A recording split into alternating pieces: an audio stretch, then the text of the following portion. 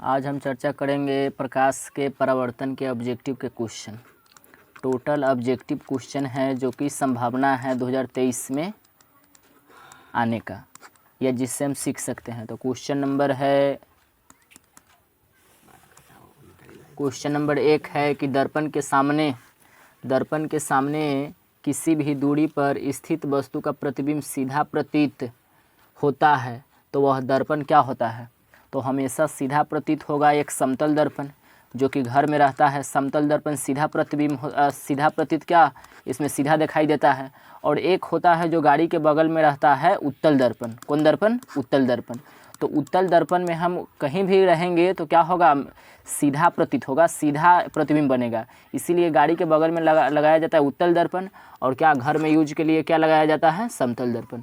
और अगला क्वेश्चन है तो इसीलिए यहाँ क्या हो जाएगा, केवल समतल तो ये नहीं होगा, केवल अवतल इहो नहीं होगा, केवल उत्तल इहो नहीं होगा, या तो समतल अथवा उत्तल। तो समतल दर्पण होगा या उत्तल दर्पण आंसर होगा।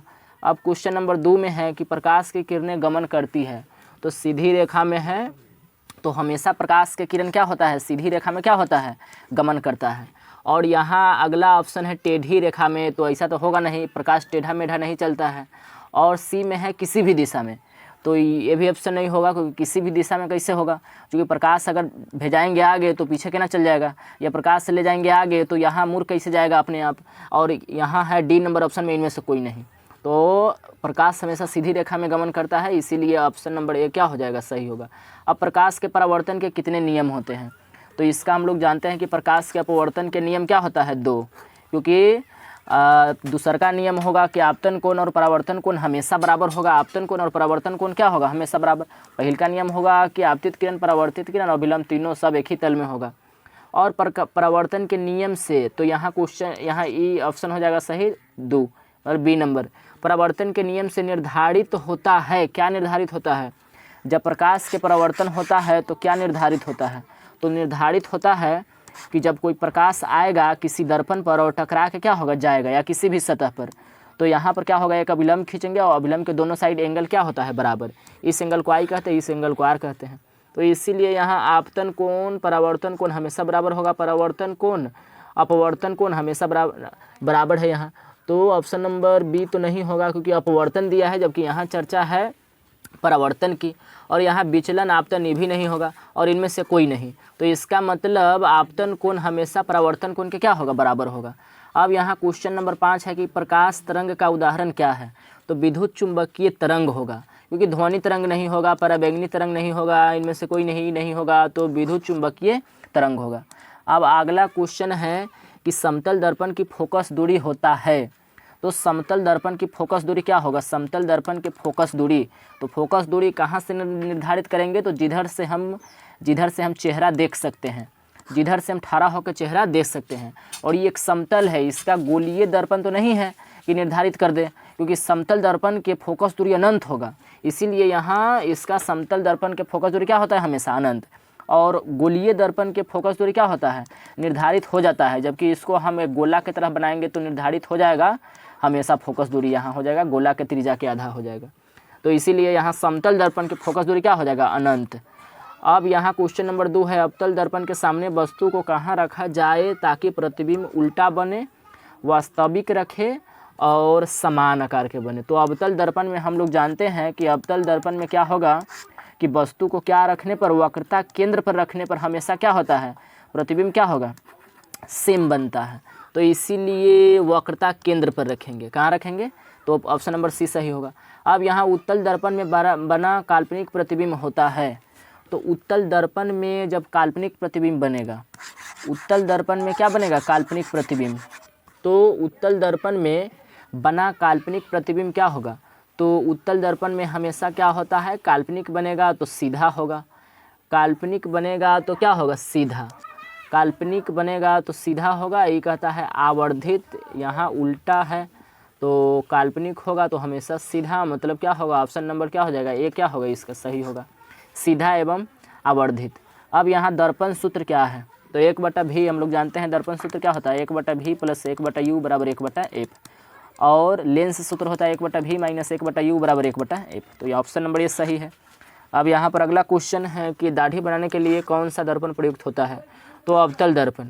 किसी कार के अग्रदीप में प्रयुक्त दर्पण निम्नलिखित में से कौन है? अग्रदीप, कोई भी कार होगा या गाड़ी होगा अग्रदीप में, तो अग्र में आगे की तरफ लगाएंगे अवतल, आगे की तरफ क्या लगाएंगे? अवतल लगाएंगे, और जो बगल में लगाते हैं वो क्या होता है? उत्तल होता है। तो अग्रदीप में हमेशा अवतल दर्पण लगाते हैं, क्योंकि अवतल दर्पण लगाएंगे तो प्रकाश का क्या होगा?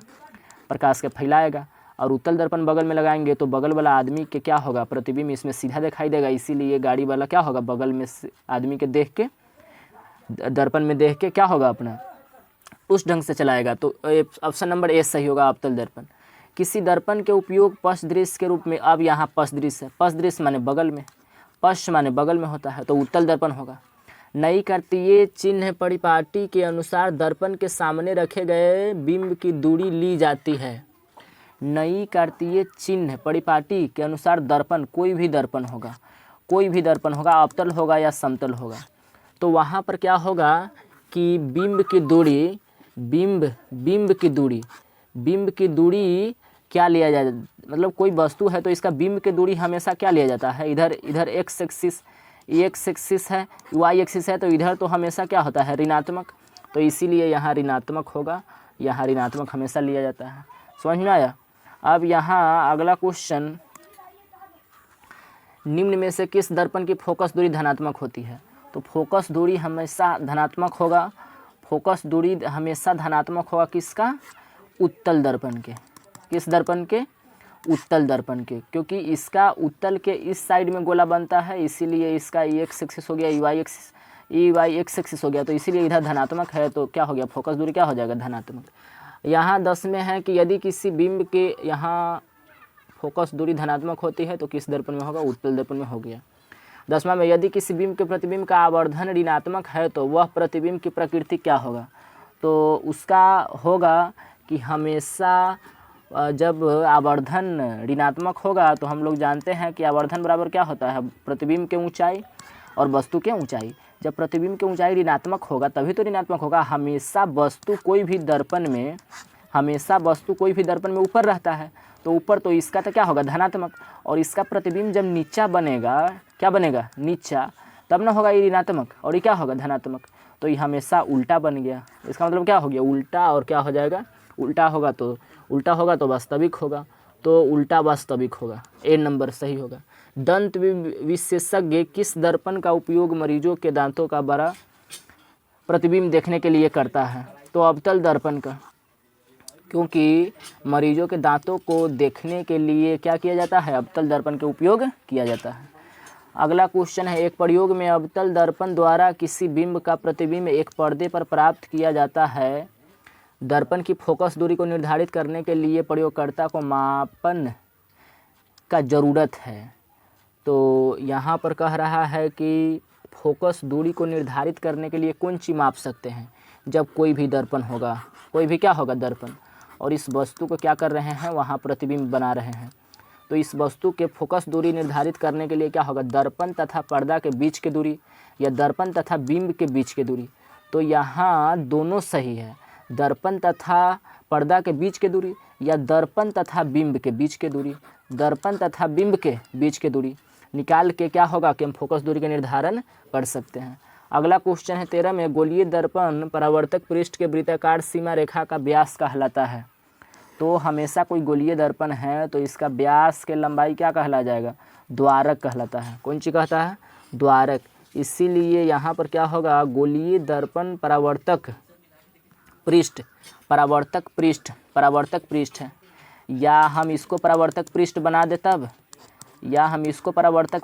दे तब, तो इसका टोटल लंबाई, तो टोटल लंबाई यही ना है, तो टोटल लंबाई को हम क्या कहेंगे? इसको क्या कहेंगे? गोलीय दर्पण का क्या कहते हैं? द्वारक। अगला क्वेश्चन है, निम्नलिखित में से कौन उत्तल दर्पण का फोकस दूरी है जिसका वक्रता त्रिज्या 32 सेमी है? तो यहाँ चर्चा किया है उत्तल दर्पण, तो हमेशा उत्तल दर्पण ऐसे होता है, हमेशा उत्तल दर्पण क्या होता है? ऐसे। यहाँ इधर परावर्तक सतह है। अब इसमें से क्या होगा? फोकस दूरी हमेशा धनात्मक होगा, तो इसीलिए धनात्मक वाला आंसर होगा। अगर आर बराबर क्या है? 32 है, तो एफ बराबर क्या हो जाएगा? 16 हो जाएगा, क्योंकि एफ बराबर r/2 होता है, तो हमेशा धनात्मक होगा, 16 सेमी होगा। हजामत के लिए किस दर्पण का उपयोग किया जाता है? तो हम लोग जानते हैं कि अवतल दर्पण का उपयोग किया जाता है। तो 15 के ए ऑप्शन नंबर सही है। अब अगला क्वेश्चन है कि काल्पनिक प्रतिबिंब होता है किस किस में, या काल्पनिक प्रतिबिंब होता है काल्पनिक प्रतिबिंब। तो काल्पनिक प्रतिबिंब हमेशा सीधा होगा। काल्पनिक प्रतिबिंब हमेशा क्या होगा? सीधा होगा। जब काल्पनिक मतलब क्या हो गया कि दर्पण के अंदर बनेगा।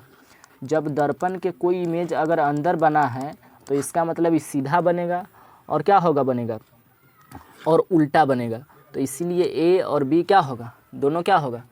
सही होगा। सीधा उल्टा ना, यहाँ पर हमेशा सीधा ही बनेगा। हमेशा क्या होगा? काल्पनिक रहेगा तो सीधा, काल्पनिक रहेगा तो क्या होगा? सीधा, और उल्टा रहेगा तो क्या होगा? वास्तविक रहेगा तो क्या होगा? क्या होगा? सीधा। तो ये उल्टा होगा।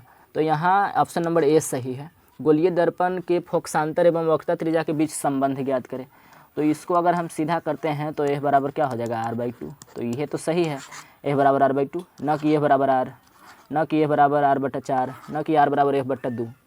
अब 18 नंबर क्वेश्चन में क्या है कि किसी बिंब का अवतल दर्पण द्वारा बना प्रतिबिंब आभासी, सीधा तथा बड़ा पाया गया है। किसी बिंब का अवतल दर्पण द्वारा बना प्रतिबिंब आभासी, सीधा तथा बड़ा पाया गया है। तो हमेशा अवतल दर्पण में जब क्या होगा कि प्रतिबिंब क्या होगा? आभासी मतलब काल्पनिक होगा, सीधा होगा, सीधा माने बड़ा होगा। तो हमेशा क्या करते हैं, ये एफ हो गया, ये क्या हो गया? यहाँ हो गया आर, और ये एफ हो गया, और यहाँ इसी हो गया, और यहाँ से यहाँ एफ, और क्या होगा? एफ और यहाँ इस दोनों के बीच में इस दोनों के बीच में जब क्या होगा? प्रतिबिंब डालते हैं ना, तब क्या होता है? तब क्या होता है कि प्रतिबिंब क्या होता है? सीधा है, और क्या होता है? बहुत बड़ा बनता है। तो इसीलिए दर्पण के ध्रुव और क्या होगा तथा मुख्य फोकस के बीच जो बनेगा उसको क्या कहेंगे? ध्रुव तथा मुख्य फोकस के बीच में जो वस्तु रखेंगे उसका जो प्रतिबिंब बनेगा उसको क्या कहेंगे हम? आभासी। और आभासी हो गया, और सीधा हो गया, और बड़ा हो गया, आभासी भी हुआ। अगला क्वेश्चन है, किसी दर्पण में दूर की वस्तु का प्रतिबिंब सदैव सीधा होता है। किस किस में होता है? किसी दर्पण में, कोई भी दर्पण होगा, एगो समतल होगा, एगो उत्तल होगा, एगो अवतल होगा। समतल हुआ, यहाँ उत्तल हुआ, ये क्या हो गया? अवतल होगा। तो जब वस्तु दूर होगा, जब वस्तु क्या होगा? दूर होगा, तो किस किस में सीधा दिखाई देगा? प्रतिबिंब सदैव सीधा दिखाई देता है। तो इसमें तो एकदम सीधा दिखाई देगा। समतल दर्पण में जो घर में है उसमें कहीं से भी देखेंगे तो प्रतिबिंब क्या होगा? सीधा दिखाई देगा। और उत्तल में भी क्या होगा? सीधा दिखाई देता है, क्योंकि तभी तो गाड़ी के बगल में रहता है सीधा देखने के लिए। बहुत दूर के वस्तु के देख लेगा गाड़ी के बगल में उत्तल दर्पण, और देख के जान जाएगा ये वस्तु कहाँ है, किधर आ रहा है। तो इसलिए यहाँ क्या होगा? यहाँ केवल अवतल है, केवल उत्तल है, और अवतल दर्पण में नहीं होता है। अगर दूर में रखते हैं तो सीधा नहीं बनेगा। तो इसीलिए या तो समतल होगा या तो क्या होगा? उत्तल होगा। और अवतल दर्पण की फोकस दूरी हमेशा होता है। ये अवतल दर्पण है। अब अवतल दर्पण की फोकस दूरी क्या होगा? तो अवतल दर्पण की फोकस दूरी हमेशा क्या होगा? ऋणात्मक होता है, क्योंकि यह ना है एक्स डैश एक्सिस की तरफ क्या होता है? ऋणात्मक। तो इसीलिए यहाँ फोकस दूरी है तो ये क्या हो जाएगा? ऋणात्मक। यहाँ फोकस दूरी है तो ये क्या हो जाएगा? ऋणात्मक। अब यहाँ किस दर्पण से हमेशा, यहाँ ऋणात्मक हो गया, ऑप्शन नंबर बी सही है। किस दर्पण से हमेशा वस्तु से छोटा प्रतिबिंब प्राप्त होता है? हमेशा छोटा प्रतिबिंब प्राप्त होगा। किससे? हमेशा छोटा प्रतिबिंब किससे प्राप्त होता है? तो हमेशा अवतल से तो ठीक ठाक प्राप्त होता है, कभी समान, कभी बड़ा, कभी छोटा भी। और उत्तल से क्या होता है? उत्तल से क्या होता है? उत्तल से हमेशा क्या होता है? छोटा प्रतिबिंब बनता है। अभी है VVI क्वेश्चन था 2023 के लिए, जो कि बहुत इम्पोर्टेंट था।